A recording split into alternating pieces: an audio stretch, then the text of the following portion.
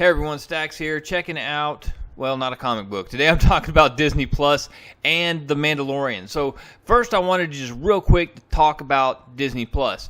So I've heard several people saying, look, I'm not getting it, or already complaining about what is and isn't on the service. It's funny that the people who have claimed they're not getting it and not giving Disney another dime are the ones calling it out for what is or isn't on the service. So I was pretty pleased with the library that's on there so far, especially a lot of the Marvel animated content's on there, like the X-Men animated series. So check that out. A couple episodes out today with the kids. I'll talk about that in a little bit. Also, Spider-Man and His Amazing Friends are on there. Pretty much every Marvel animated series that I can think of is on there. Old School Incredible Hulk is on there. So I mean, it's got a bunch on there as far as the Marvel content. And of course, the future MCU content was a big reason that I wanted to get this service, that plus The Mandalorian. One of the things you'll hear people saying is that the original theatrical Star Wars original trilogy is not on the service. And that's true. But the first three are on, the first trilogy is on the service. It's just slightly modified. One of the things that's already come up today is that this is actually a George Lucas change to the scene with Han Solo and Greedo, Greedo's last scene. And it's modified, but if you're like me, the first thing you're going to do is look over at your kid and say, Han shot first. And just in case you don't know, the reason that Disney can't show the original theatrical version on their streaming service is because Ted Turner, TBS, or is it TBS or TNT?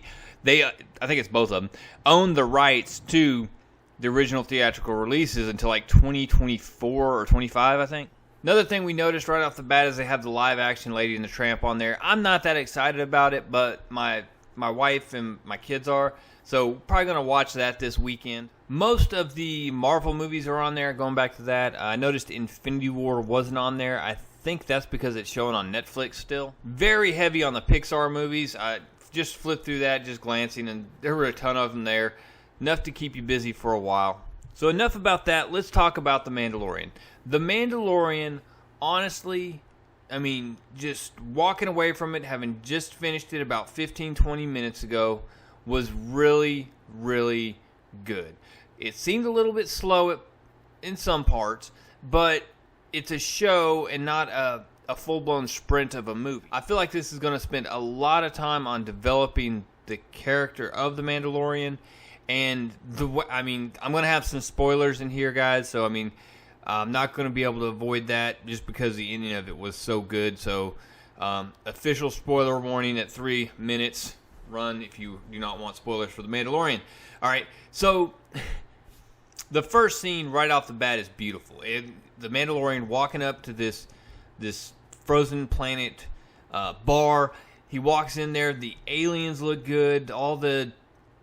Everything there looks so Star Wars. It was very much like the cantina there in Mos Eisley, and it felt like Star Wars. The fight that ensued was awesome, and then you meet the bounty, and he's actually pretty comical. I really liked seeing all the carbonite, and when he does get to the ship, the little ice monster was pretty cool too. But when he does get to the ship and he has all his bounties in slabs of carbonite, I really thought that was pretty cool. From there, we run into Carl Weathers, who pays the Mandalorian about half of what he was supposed to, because he tries to play him in Imperial credits, and he's like, yeah, the Empire's gone. So it tells you that this is a post-Empire storyline. Skip ahead, he gives him the super secret off the books hot lead that he goes, meets with these guys, and they're in there hanging out with some stormtroopers. It gets pretty intense. I really like that comment. We've got you 1-4, and he tells them, look, I like those odds. Accepts the bounty, goes to this planet where he's immediately mauled by some Tyrannosaurus Rex looking thing without a neck. It's a big mouth. It looked like Pac-Man with itty bitty arms and legs, and a little less yellow. And I guess technically it was a female, so it didn't have the little red bow in his hair either. Anyways, the Mandalorian gets mauled by a couple of these things, gets saved by a local, who then says, yeah, I'm going to help you out. I've spoken. That is it. He takes him, and then he has to train him up on how to ride one of these Pac-Man with legs thing. And the Mandalorian's getting his butt kicked by it, but then he gets the speech from the old man saying, "You're a Mandalorian, you should be able to do this," and then he does. And it's just, he suddenly becomes the horse whisperer, puts his hand on this thing's head, and it's like, boom, we're good to go. Now they've become one. From there he goes, finds the bad guys, and starts whipping up on them. At least he was about to start whipping up on them when a droid, an IG-11, walks up, says, "You're under arrest, bring me the bounty," and they lock the doors and start shooting at them. So anyways, the Mandalorian goes down, teams up with this IG-11, because they're both from the Bounty Hunters Guild, and say, "Hey, look, we'll split the profits and do our thing here." They get into going through it, and it's actually, they're a pretty good buddy team. The buddy team comedy is going really well. But the bad dudes just keep coming. It's like, it's an endless wave of low-level thugs. They bring out the cannon. They get him pinned down. The IG-11 is like, "Oh, I got to self-destruct now." He's like, stop talking about self-destructing. But it's pretty funny. In the end, they fight their way through the nameless, faceless henchmen.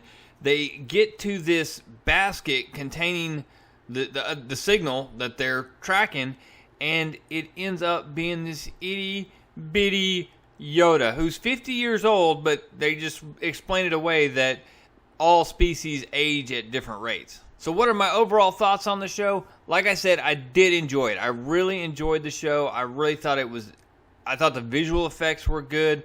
I thought the flashback scenes of the Mandalorian when he was getting his armor constructed, his shoulder pad, I thought that was pretty cool. I think it's going to tell... you don't really have to go into the story of the Mandalorian that much. Just have him do cool things. Now, I will say that I don't want him just to walk into firefights and shoot people and walk out.